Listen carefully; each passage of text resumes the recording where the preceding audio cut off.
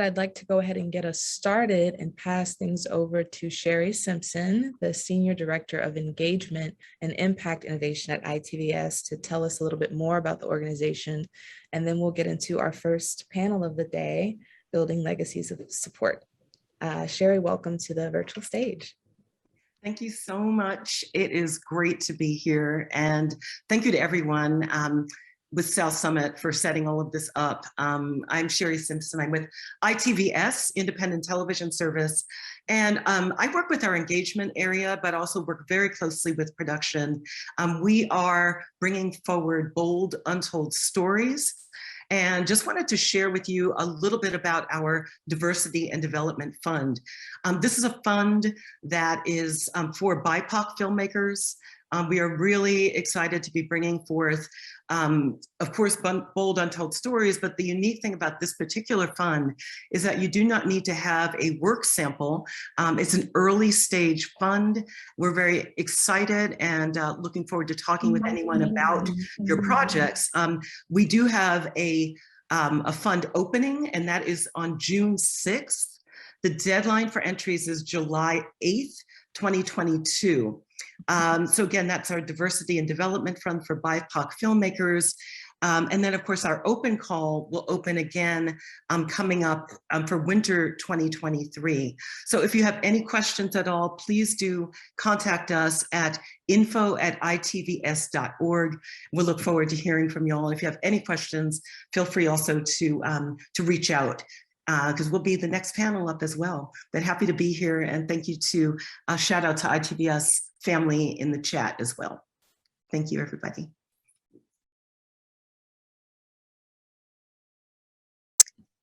With that, we can go ahead and bring the panelists to the stage for this next session. Kiyoko McCrae, Rachel Raney, Chris Everett, and Erica Deiparine-Sugars. Welcome, everyone.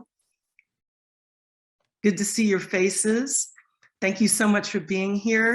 We're gonna kick off this session with, again, we're looking at legacy and really looking at how do we together as a community build a legacy of support for filmmakers here in the South, but really to extend that to a dialogue really about what I'm gonna say is not only legacy, but really about heritage, inheritance, and how we continue to build as a community. So I'm gonna just throw out that, you know, by virtue of everyone here, we are already a community. And so I wanna just say that this conversation is about all of us, not only the panel and the work that is being done here. So we want to encourage this to be a conversation. And I know, just greetings to everyone who's already in the chat. Feel free to continue to chat while we're in this conversation. We'll have a Q&A following this first half of our conversation. And so we're gonna dig right in. I'm Sherry Simpson. My pronouns are she, her. I'm coming to you from Ohlone lands, otherwise known as Oakland, California, here in the Bay Area.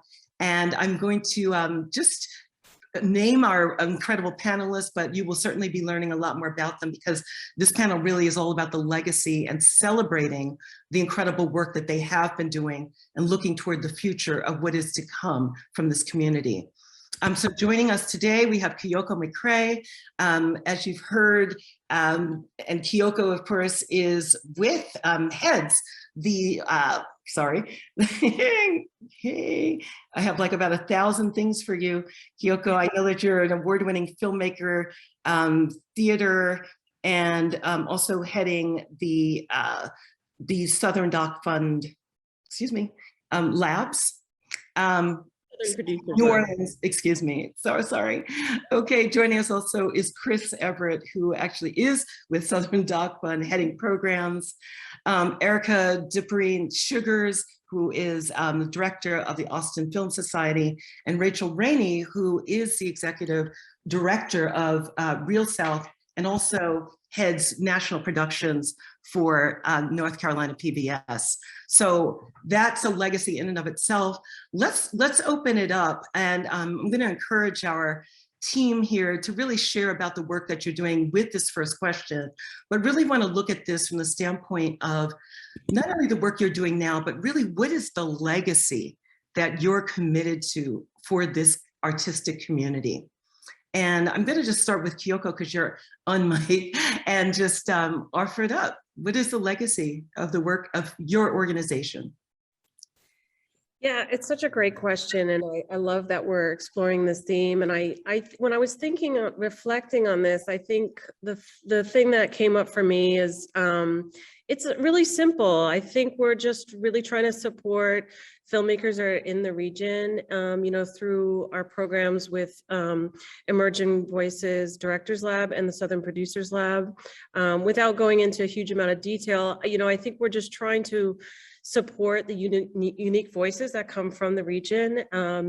And when I think of legacy, I think a lot of times the filmmakers that have come through our programs are, it might be that this is the first small grant that they're receiving through us, which we didn't always have grants, but, come through the program. It's the first time that they've received some kind of support. So it oftentimes leads to other kinds of support. And so really trying to nurture and support the unique voices, and rather than being prescriptive and trying to shape filmmakers to take a certain path, is really honoring their uniqueness and their individuality and supporting them. So through our programs, we try to encourage them to think about what success for their projects are and success for them as they're thinking about their careers, and really honoring the uniqueness in every individual and thinking about that, rather than trying to mold them into any kind of filmmaker, because I think everyone is a real different individual path. So as much as possible, we try to support their unique aesthetics, practice, approach to filmmaking, and how they want to define themselves as storytellers who continue to live and work in the region. Fantastic. Thank you so much, Kiyoko. And we're going to be going through this question for everyone here just now, and then circling back. And we are going to dig in to how that occurs, because we really want to, create an understanding of the ecosystem and really hear more of how you do what you do. And so, Chris, over to you. Welcome, and please share what is the legacy that you are really working toward with Southern Doc Fund, but also with your specific programs. Well, the legacy we're trying to have is really is being a champion for Southern documentary storytellers. We represent about 12 Southern states. We have a range of programs. We have a grant program. We have a fiscal sponsorship program as well. Not only do we fiscally sponsor filmmakers, documentary filmmakers, but if you have like a docu-series program, we can fiscally sponsor that. Experimental shorts, features, docu-series, photography projects, documentary audio. So we want to champion the documentary medium across the board, not just with film, but just the whole art form in general in the South. And being from the South myself, and also being a Southern storyteller, also as a documentary filmmaker, SDF was one of the first organizations to actually give me a grant some years ago. This is before I even started working with them. So it's always been an honor to really, come on board since last year and represent them, because I know they did so much for me in my career early on. And that's another thing that we want to do with our legacy at SDF, is not only just support the established documentary makers, but also help the up and coming folks as well. Like myself, I was a first time filmmaker, didn't really know too much. I was living in a rural community in North Carolina, and having access to Southern Documentary Fund and organizations like that. And I was able to connect with folks, whether it's from New York, LA, or whatever, through mentorship and all that stuff. So, that's the legacy we really want to leave, is to really highlight and elevate Southern documentary makers.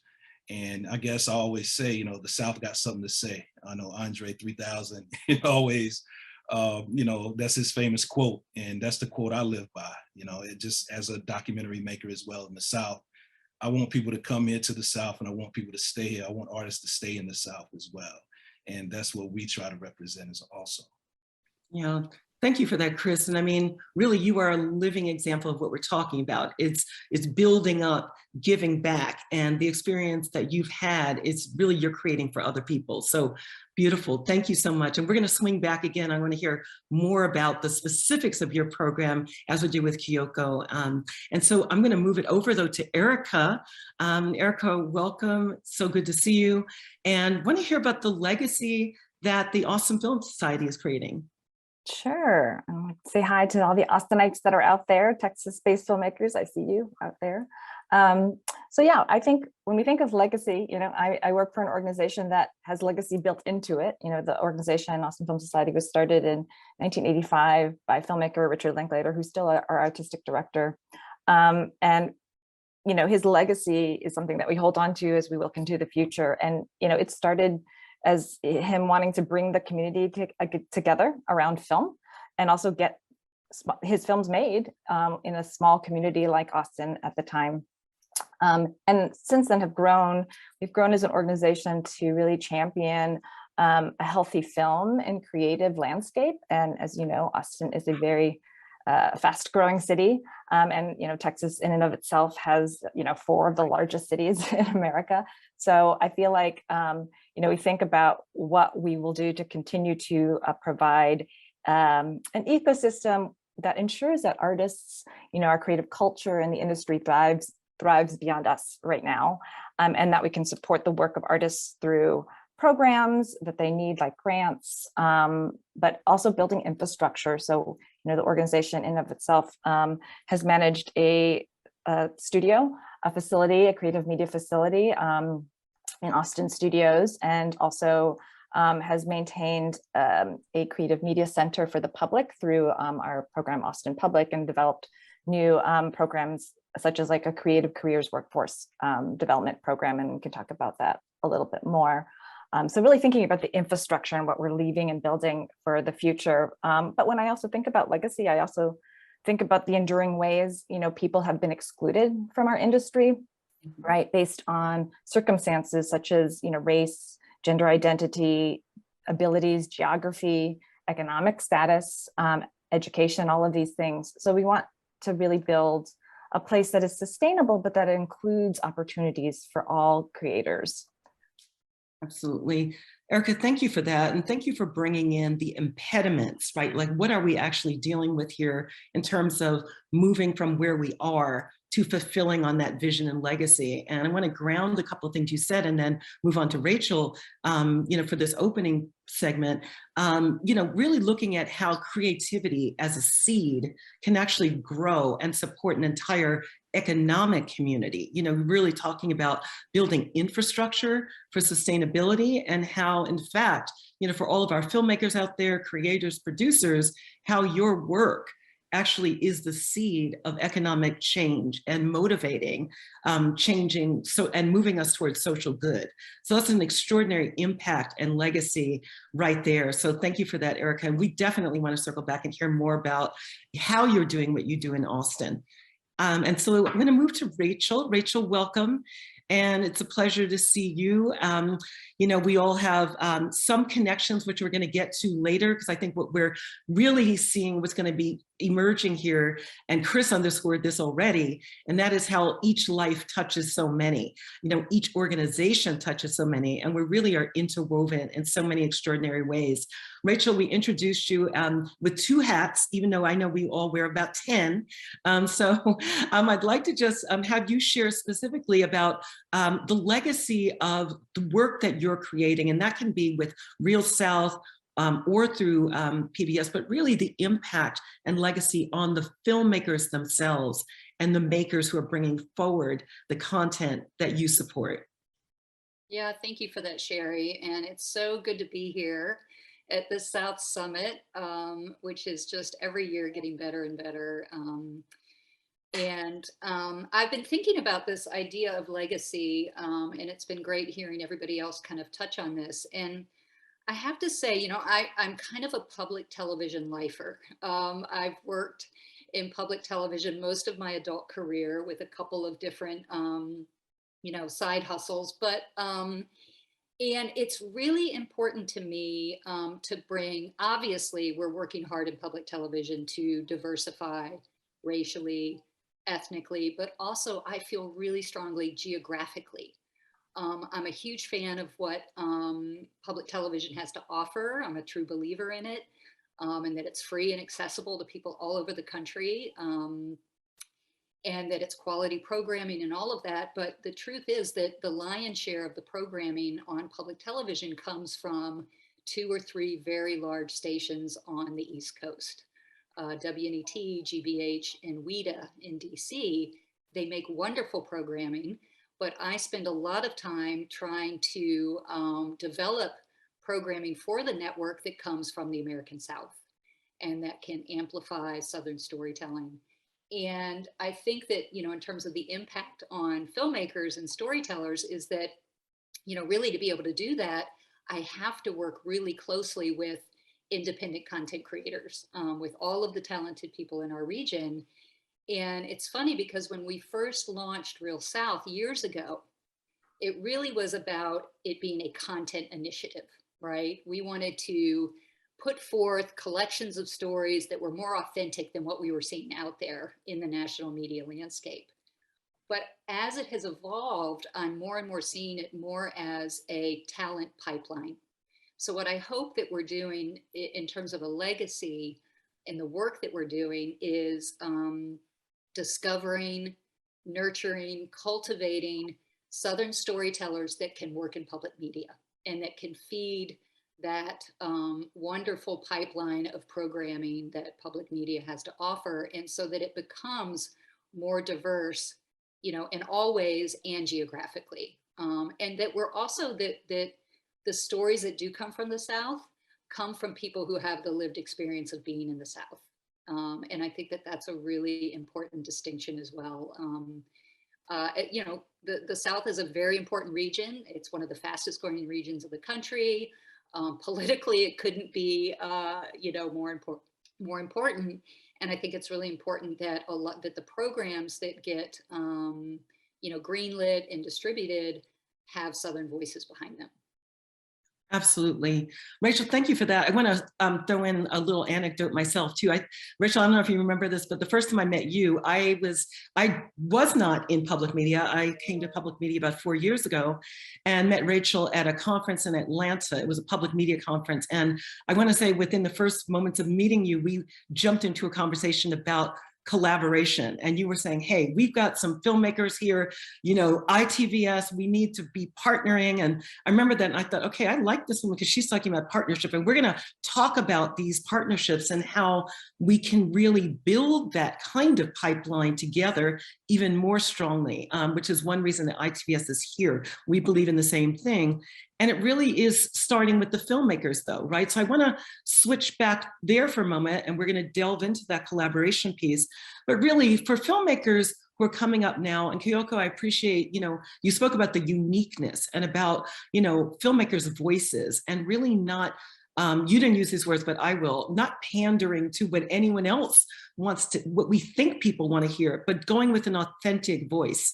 And I really want to talk, for everyone here about access and just use that as a key word. We've talked about it a little bit already in terms of, some of the impediments. We've got this coastal thing that still seems to be going on, but really building filmmakers up to even understand the uniqueness of these voices. And I love Zandashe mentioned in the chat, it's interesting with all of this content out there that is coming from these coasts may not be informing the stories of the South. How do we get that access, really? How do we build up this community? And Kiyoko, I'm going to start with you, but please do, everybody, feel free to jump in because it's a conversation. I'm sorry, Sherry, can you say the question again? Just like absolutely. Just talk a little bit more about access and just about the encouragement. How do we ensure that our those who are even interested in filmmaking follow that spark? But anything you'd like to say about access, because I think that's the big where it all starts. Yeah, that's a great question. And, I do want to acknowledge that we are very much an ecosystem and work in collaboration with other organizations and partners. So big shout out to Novak that does a really incredible work in New Orleans and in the state, building access as well, and, really providing professional development opportunities. So I think one of our ethos is to not be sort of duplicating what other organizations are doing, but how can we really work together to build on what we're, individually as different organizations doing. So I think where we come into play is that we try to build access in terms of networking with filmmakers. So also want to shout out some really instrumental people who began building Emerging Voices program, Lauren Domino, who really, I think, saw a need and an opportunity with the film festival to really connect BIPOC filmmakers, or really initially Black filmmakers, to industry gatekeepers through our festival. So that was very much, I think, the way in which the program was built, is how do we leverage these opportunities to connect filmmakers with industry gatekeepers. And ever since then, I think we've just been building and building on that. And through a lot of supporters, some of whom are here today, JustFilms, Perspective Fund, NEA, Warner Brothers Discovery, Oolite Arts, who are current funders for Emerging Voices and Southern Producers Lab, we've really been able to expand from being a point of access and connecting filmmakers to industry gatekeepers to actually now providing small grants for filmmakers who are participating in our programs. And there's just so many people that I want to thank that I don't have time to thank everyone. I could literally spend an hour, many of whom are here, but I think the other thing that we've done in not just connecting to industry gatekeepers, but is connecting filmmakers to mentors and advisors who've also really been instrumental in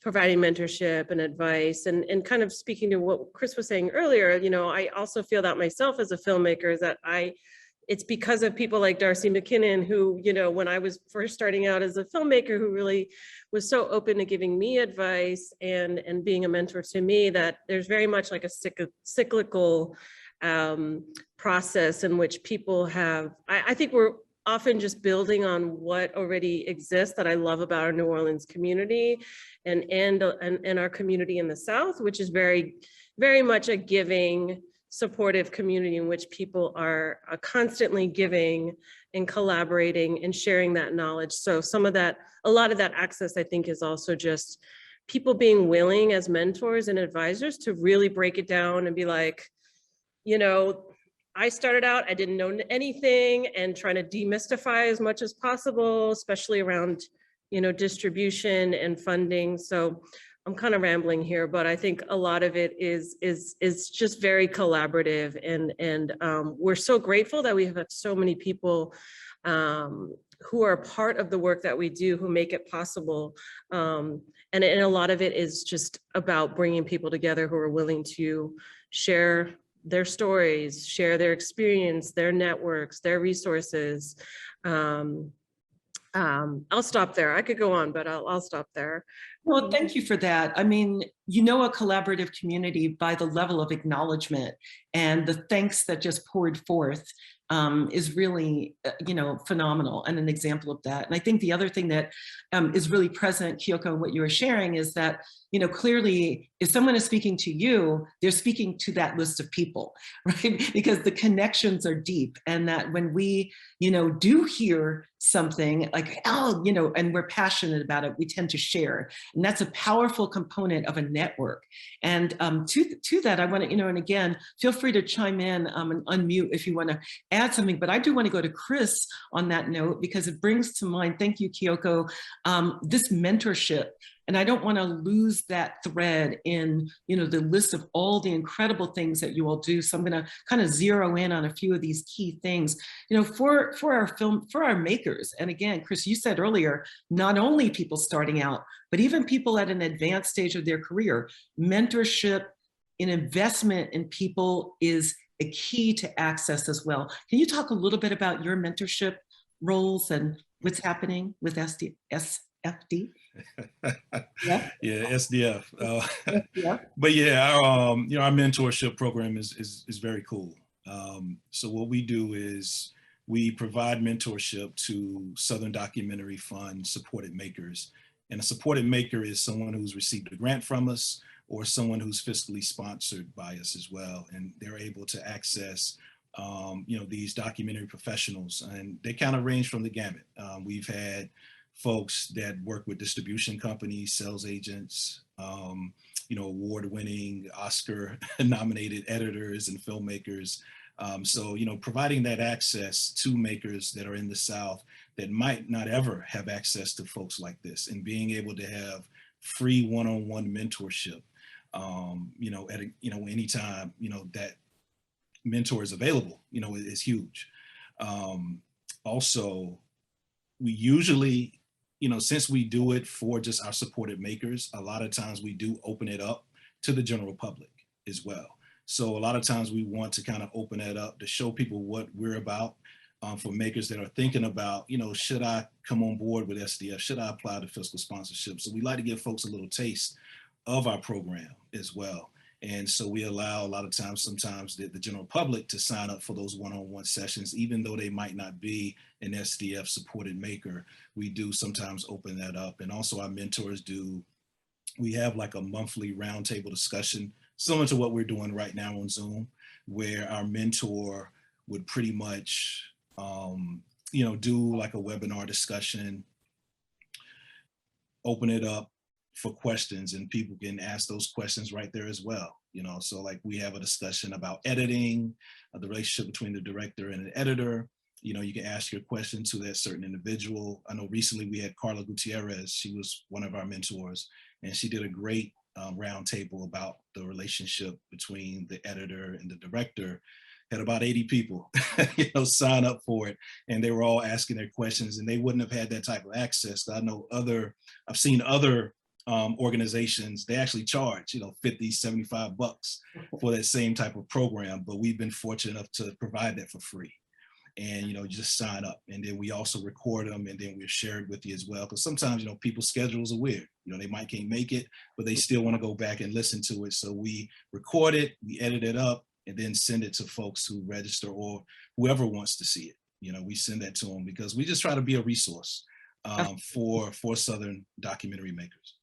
Right. Well, Chris, thank you for that. And I want to, I was joking yesterday when we were talking, I said, I want a mentor. Wait a minute, at any time in one's career, but also to be a mentor.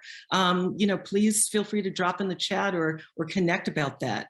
I want to, bring forth another concept, what you're talking about, Chris, reminds me too, that access is one element that's critical. And, we can continue on that thread, but also want to, mention, because it's mentionable, this pandemic, and how our lives have all changed, the needs have changed, how we even think of our industry has changed. And so I want to continue this thread about access and exactly what you do in your communities, but maybe we could just throw it open and see, is there anything that's changed about this ecosystem that you want to bring forward that you're finding with your communities of filmmakers, or how your programs have moved?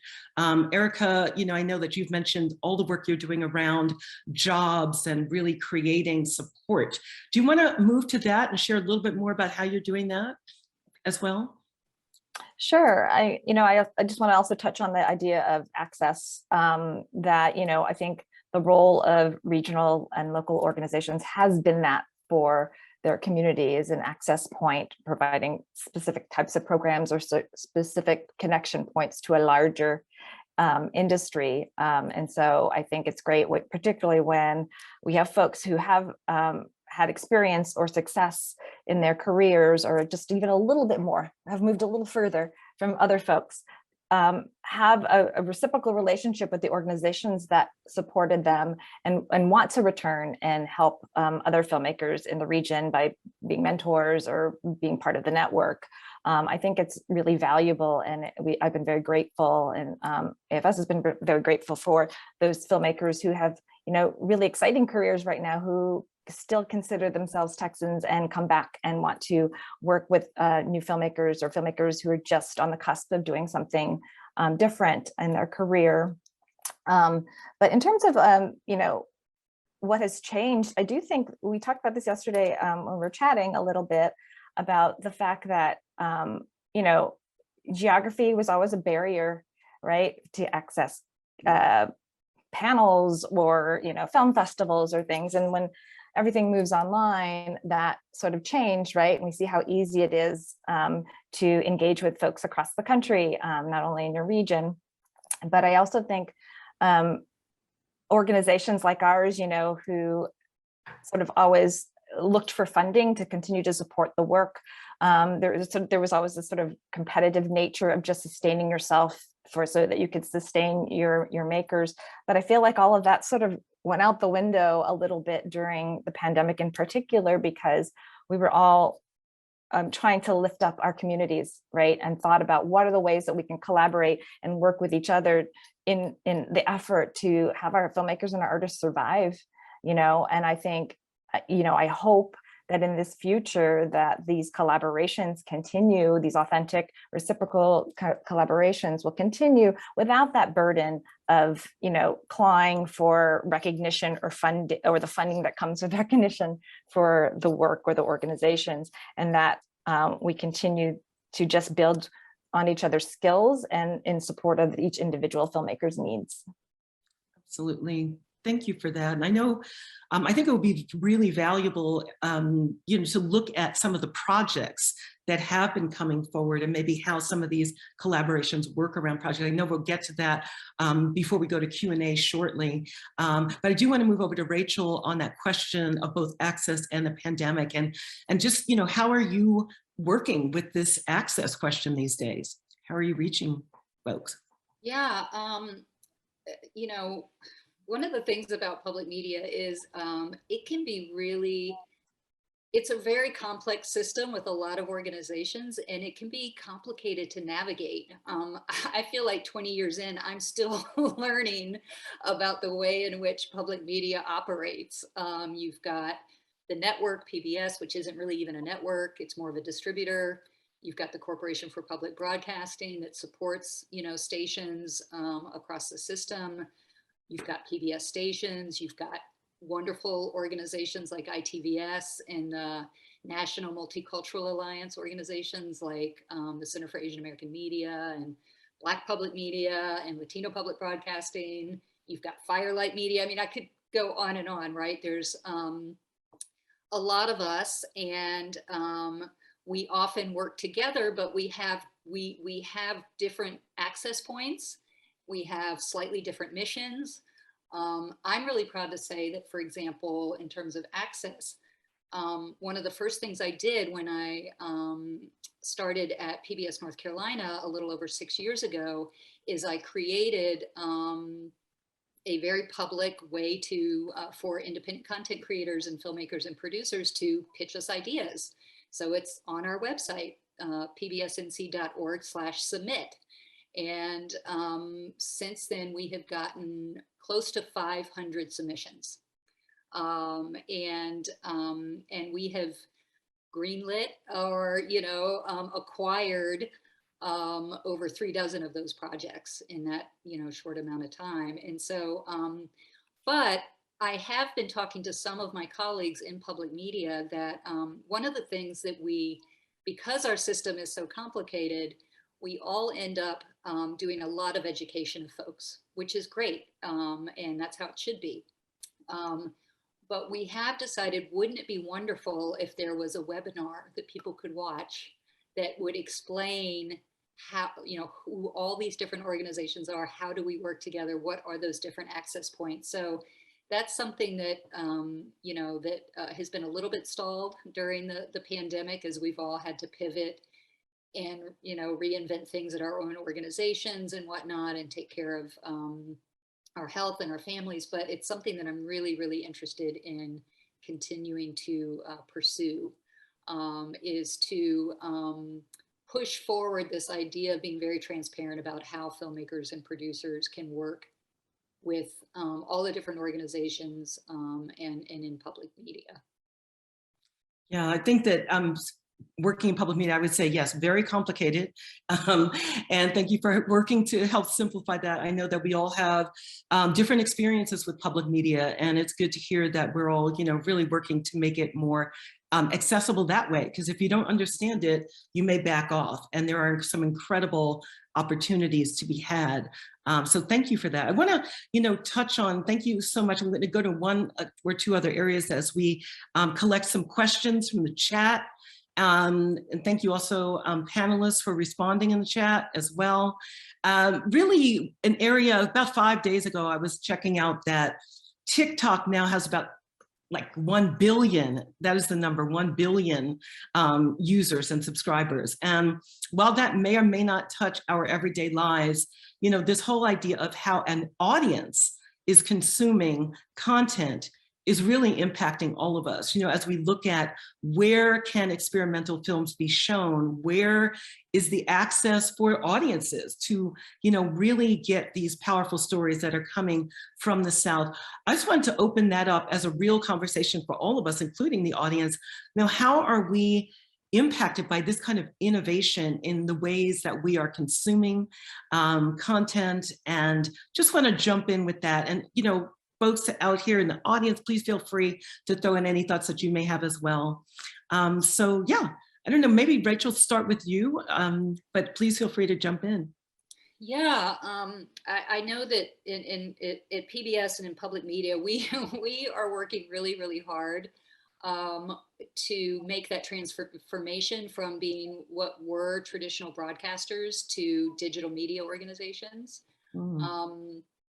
I'm really thrilled to it's not really to announce it because it's already been announced, but to share with you all that PBS North Carolina was recently named one of 3 regional digital centers of innovation. And that's a new initiative that's from the Corporation for Public Broadcasting and PBS.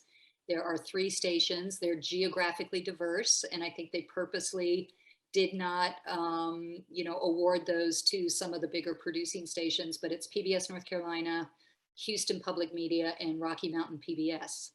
And so our 3 stations, in conjunction with other stations in our region, will now be tasked with delivering 15 new digital series to the PBS YouTube channels. And it's really exciting. I just had a meeting this morning with a potential filmmaker producer here in Durham that we might be pitching his series idea. So I really, I think that the digital platforms are just a huge opportunity for storytelling and experimentation. And I love being able to offer up some of those opportunities to filmmakers. I got a chance to work with Kiyoko a few months ago on Real South, did our first project where we commissioned short films from filmmakers of color from around the American South. And we knew when we started thinking about that project that it absolutely had to be digital first. And so the films all went out on the World Channel's YouTube channel, and they were short. They were all 15 minutes or less. We did end up stitching them together and making them available for broadcast as well. But the idea was that they would be put out digitally and available as, individually and as a collection. So I don't think we can stress the importance of digital distribution too much. Congratulations, and congratulations, Kiyoko, for that too. No, that's wonderful, Rachel. And and again, for everyone in the audience, we're going to be moving to Q&A just in just a moment.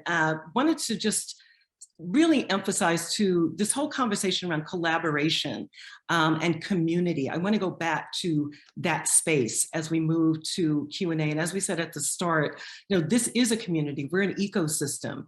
And, each life touches so many, not only creatively, but also the communities that we're actually creating our films about, where these stories come from.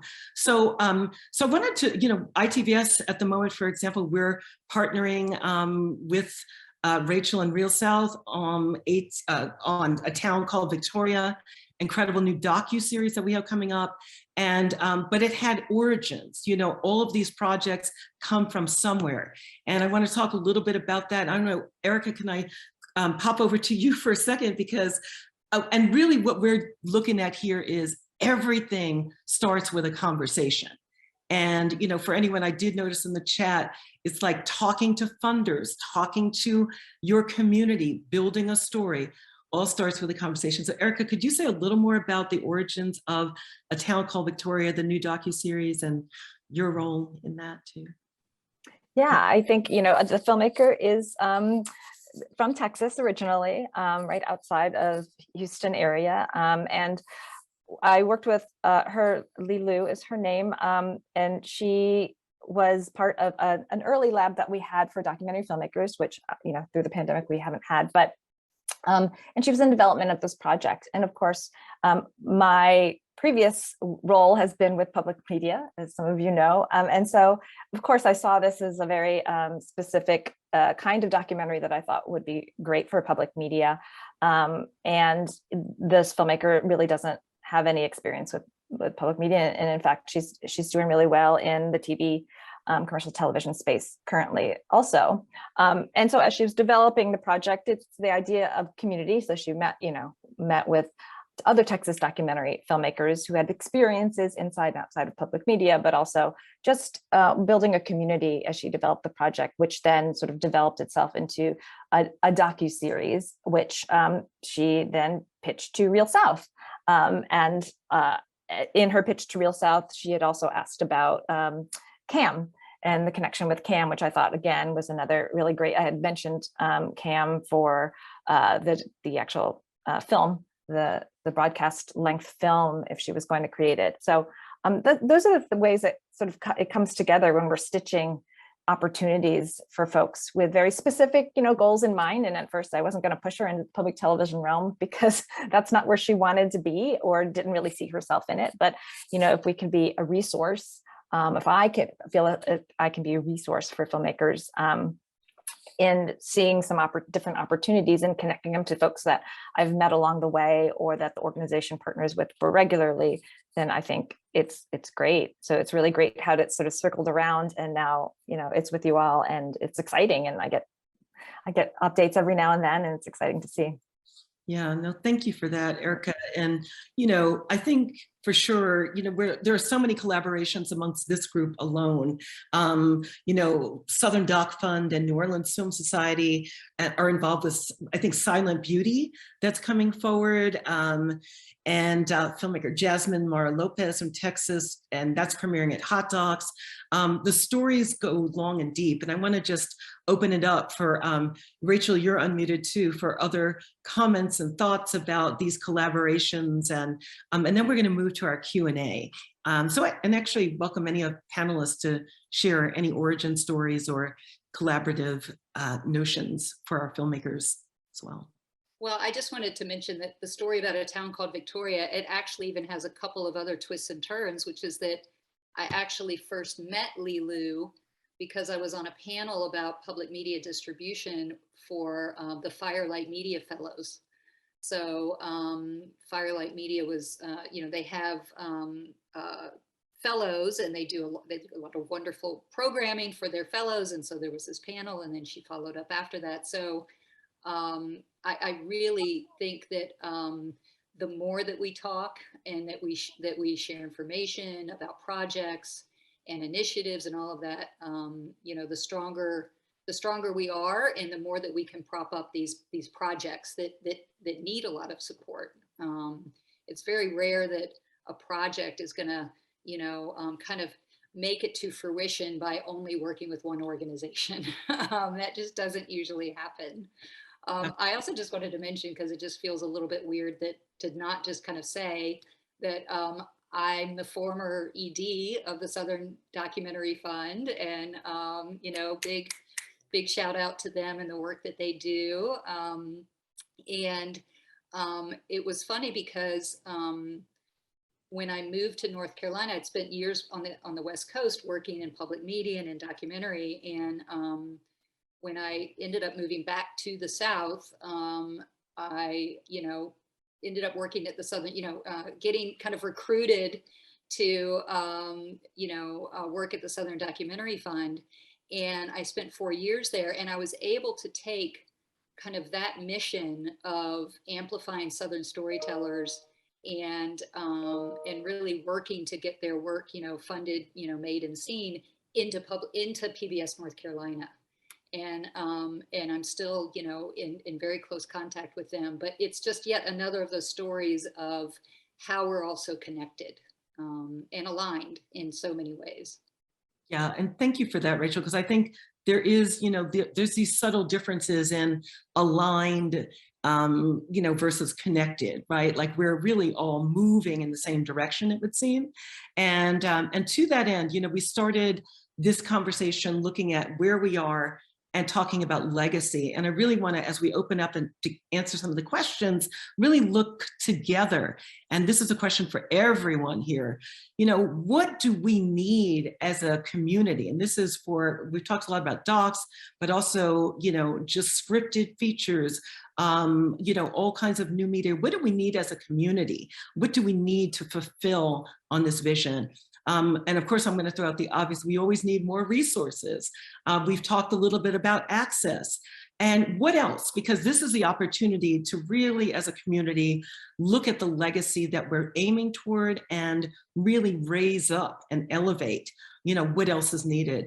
So I'm going to look over here in our chat, and I just noticed that a key conversation that comes up quite a lot is about just being able to talk to funders. And we've heard about pitches, but there's that human factor too, of feeling like, I can't ask these questions. I don't, when is it really, appropriate to move it forward? And so I just want to really bring that forward. I'm certain that mentorship can help with that. But any other thoughts about that? And there's been a lot of info in the chat being thrown around, even about other organizations.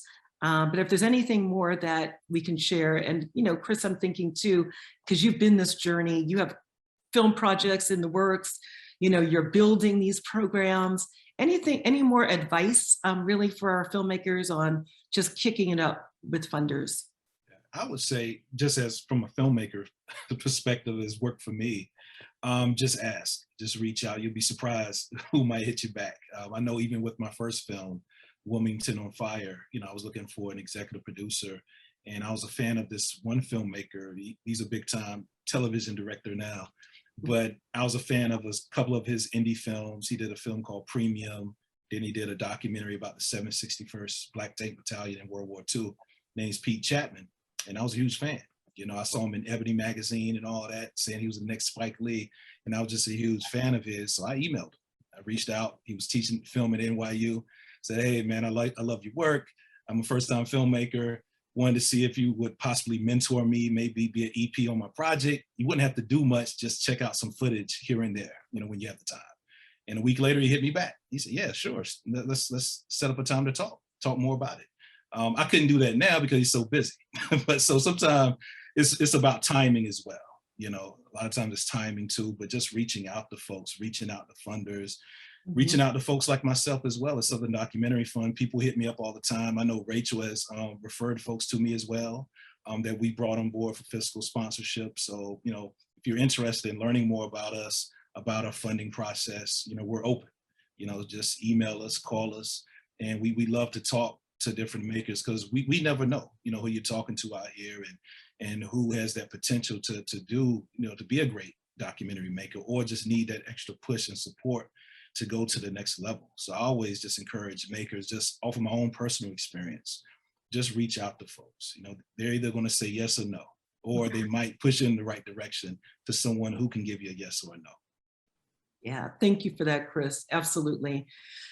Totally agree. I know the incredibly receptive crew at ITVS as well, and all of these organizations. And there is a question here from Cricket. It looks like, how do you see organizations in your communities giving access to teens in underrepresented communities to learn filmmaking skills?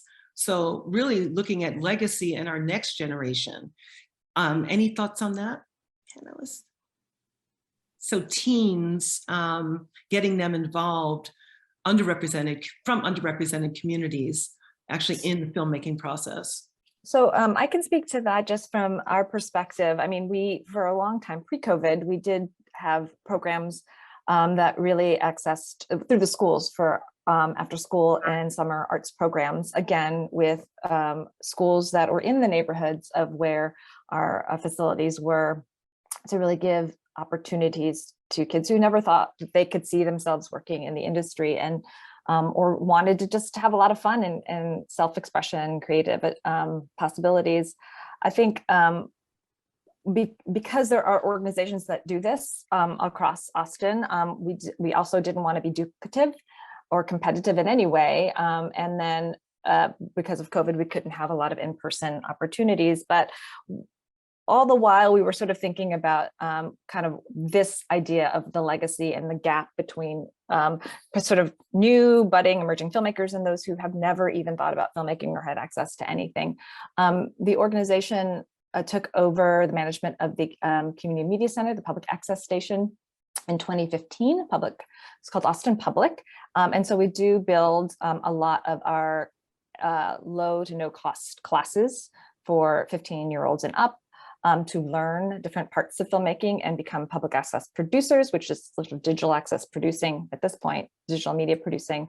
But the thing I wanted to talk about was creative careers. And this was the idea that came from our youth media programs, but also our internship programs. You know, everyone has an internship program. It's another way to get people to access careers in the industry. But what we were really seeing, particularly because, again, this growing industry in Austin is just booming, and a lot of folks are looking for skilled experience, you know, PAs or crew or above the line folks even, and sometimes bringing them from the outside into the community. And there's a point where we're like, you know, this is a real great possibility for people who've never ever worked or thought they could work in the industry. So we just launched it this year, and with great support over this last 2 years, and a lot of advice from Darcy McKinnon and the Novak crew, who's got a great program there, industry program to emulate.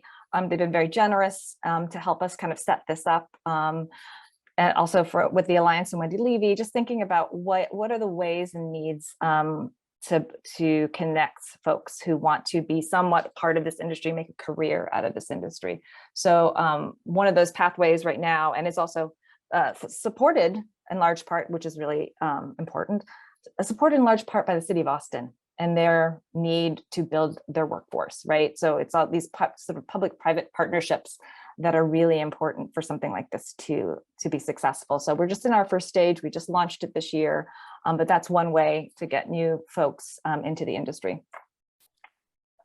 That's huge. That is really huge, Erica. Thank you for that. And what we're also gathering here in the chat too is that it's alive with, you know, really, really powerful advice, not only questions. And this whole idea of building infrastructure and a city coming to life, again, through creativity and through filmmakers, is extraordinary to see what's happening in Austin. We've seen some of that happening in Atlanta. We've certainly seen it in New Orleans, of course, and North Carolina, all over the South. And I think these programs in some ways are far more robust than in other parts of the country, which is very interesting too. So there's a lot to be learned here. I want to turn back to the chat for a moment. We have another question here. What are your thoughts on blockchain, Web3 film as nonprofits? How can blockchain support makers with support mentoring from organizations here today as we transition into Web3? And that's from Ramon. And Rachel, I saw your eyebrows go up, mine too. And so I don't know if we have any blockchain affiliated folks here. Chris? Well, I'm not, I know because I saw that Ramon put decentralized pictures. I'm familiar with them.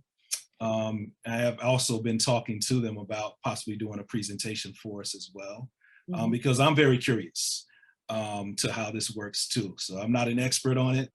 I've kind of, been looking and dabbling a little bit just to see more about it, but it could be an opportunity for funding. And, that's why, I've been in conversation with them. A friend of mine, she actually does PR for them. And so she made the connection for me. And so we may be doing some type of webinar or presentation with them. So we'll definitely keep folks posted about that in the future. So if anyone wants to find out more info about that, we'll let folks know. Okay, thank you so much, Chris. And thank you, Ramon, for the question. It really does bear in mind for all of us that, the world is changing. There are other kinds of unique, innovative opportunities, and it's great to be exploring them as a community. So we'll look forward to hearing what happens with that, Chris. And just going to move on to one or two more questions here too. Sherry, could I jump in here for just a second? Absolutely. And this is I don't know, not to throw a wet blanket on anything, because this is also exciting, but I wanted to mention one thing, which is that sometimes independent filmmakers will end up working with a brand or with certain kinds of funding that ultimately, unfortunately, make their project not appropriate for public television or for public media. And I am going to drop, when I get a second here, into the chat, the PBS, editorial and fundraising guidelines. I just would be a little bit remiss to not mention that, because it's so sad when people bring us a project, they really want it to be, distributed on public television, but for one reason or another, they've taken money from a certain organization or partnered with somebody that, unfortunately, because we're public media, we operate under a very specific set of principles. And where funding can come from for projects. I think it's amazing that people can get out there and hustle up funding and from lots of unique sources. And I totally agree with Jenny in the chat here, Jenny Slattery, who said, keep all these different organizations in mind, not just traditional film funders.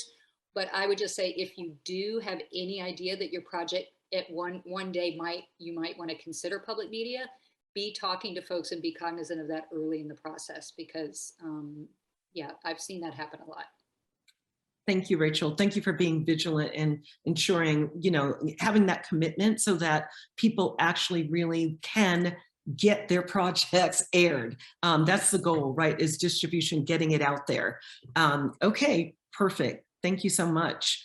Also, just kind of wanting to swing back, to talk a little bit about the pandemic and this sort of new world that's emerging here relative to even sustainability for our organizations. And so this is to our panel as well, as we collect more questions. I'm just curious, and we talked about this a little bit, we chatted before about this.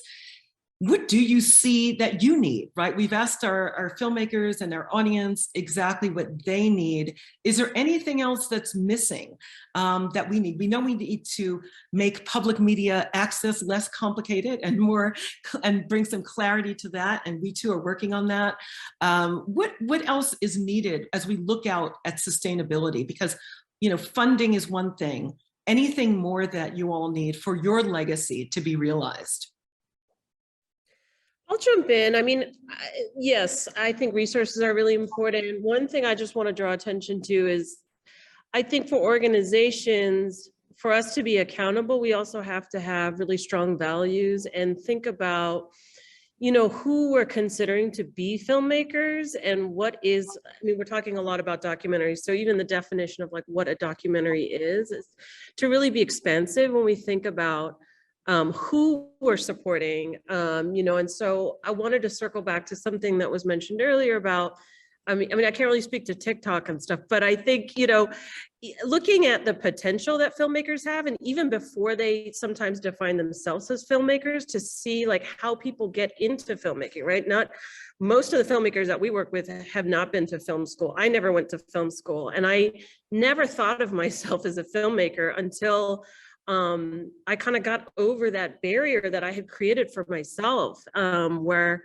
for a long time I never thought of myself as becoming a filmmaker because I was overwhelmed by all the things that I thought I didn't know, until I had people who really started encouraging me and thinking of myself as a storyteller, and that the technicality of filmmaking was something that I didn't have to worry about. I just had to find people that I could collaborate with. So I think for us, it's having that open mind and really when we talk about supporting filmmakers, to really think about how we can do that. Like some of that is just like helping people to think differently internally about themselves, right? Empowering them to have the courage and the confidence, and take that little bit of inspiration to support them in creating. So, just as an example, I think a lot of our emerging voices, filmmakers, for example, started out making music videos. So I was trying to figure out a way to circle back to the TikTok thing, but just, that we have so many people who have so much talent in like creating,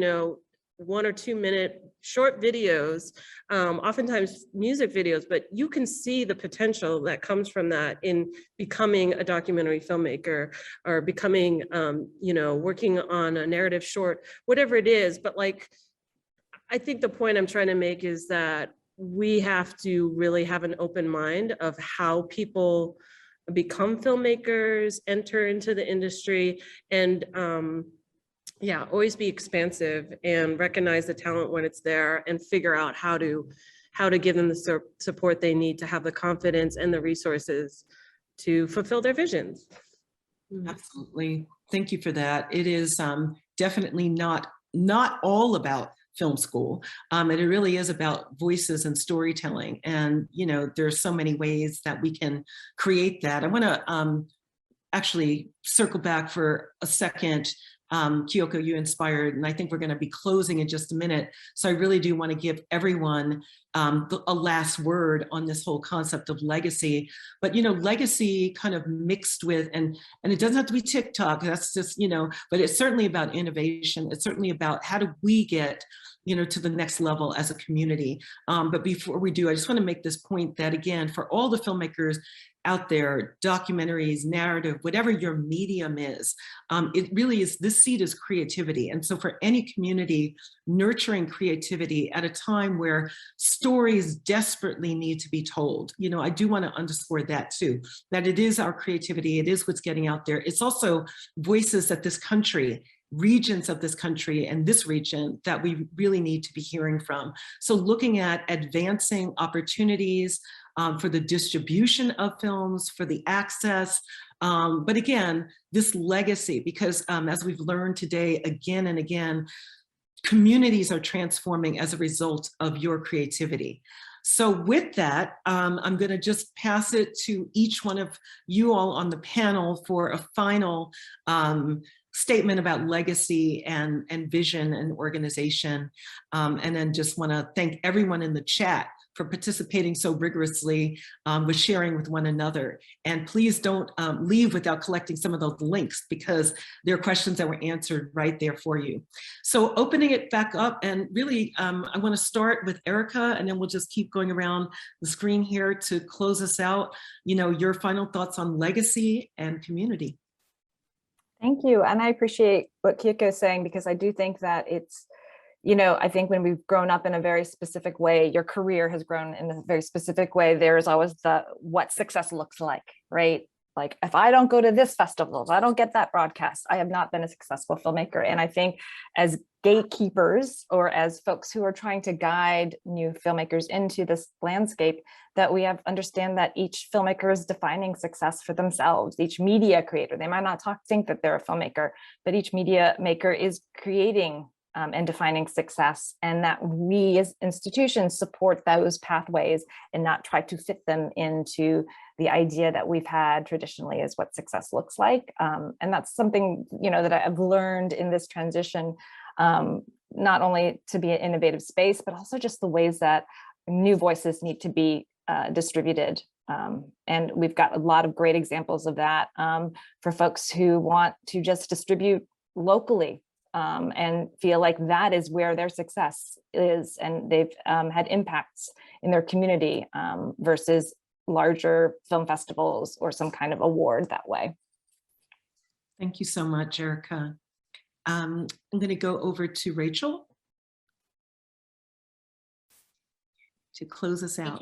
Yeah, thank you, Sherry. I spoke earlier about this personal kind of commitment I have to diversifying, public media. And I just wanted to just share, I just couldn't be more thrilled with what we've, managed to accomplish with our series, Real South. We just wrapped up our 7th season. I think most of the films are still streaming online at realsouth.org. And if you count up the 7 seasons of those films, we also do digital shorts that we pick up at regional Southern film festivals. We give out the Real South Short Award at close to 10 Southern film festivals. And then we distribute a new short film each month in that way. I think we're approaching close to 100 films total in 7 short years. And I would like nothing more than to not only bring more folks into that orbit, but also to work with that family of filmmakers now that we've already kind of cultivated through Real South.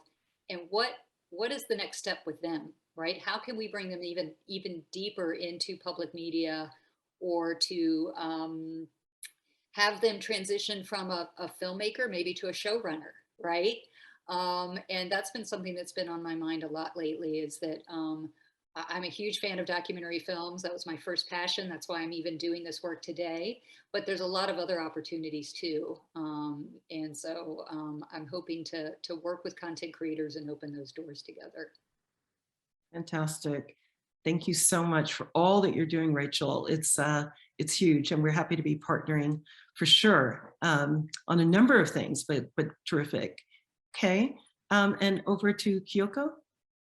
So legacy.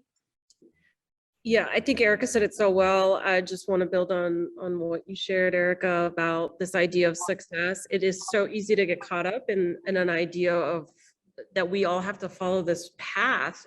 But I think really supporting filmmakers that have a clear idea of like how they're defining success is key to the work that we're doing, and essential in building legacy. Is that we're thinking outside of the box. We're thinking of ways in which we can create social change, and that's key in what we think when we think about success.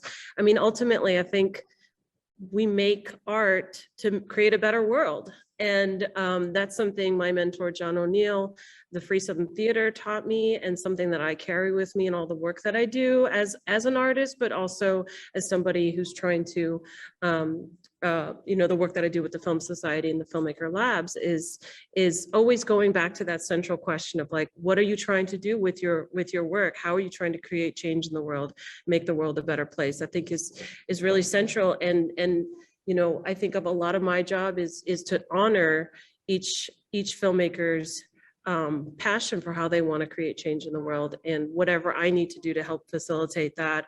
And I think a lot of the times the work that we do is also about creating that space. It's not so much about what we're doing, but the spaces that we're creating for filmmakers to connect with one another. And it's just simply creating that space. So also just want to shout out to Chloe Walters-Wallace, who was really instrumental in building Emerging Voices. And I also think of as a respected colleague and someone who's supported my work as well with Hindsight and other initiatives. So, I think we're also building legacy by building on the work that we do together collaboratively, as mentors, as advisors, as colleagues, and having the humility to like really be open to learning from one another and being accountable as well. Like our programs are a work in progress. We try to really have an open ear and listen to filmmakers, the feedback that we get from them, what's not working, what's working, how do we make it better, and constantly trying to increase our support in ways that are accountable to our communities. Thank you so much, Kiyoko.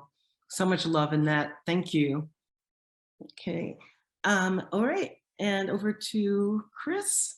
And then I just want to say, I've just been told we do have a little bit more time. So Chris, I want to hear from you, and then we have something else for the audience as well. Okay. Cool.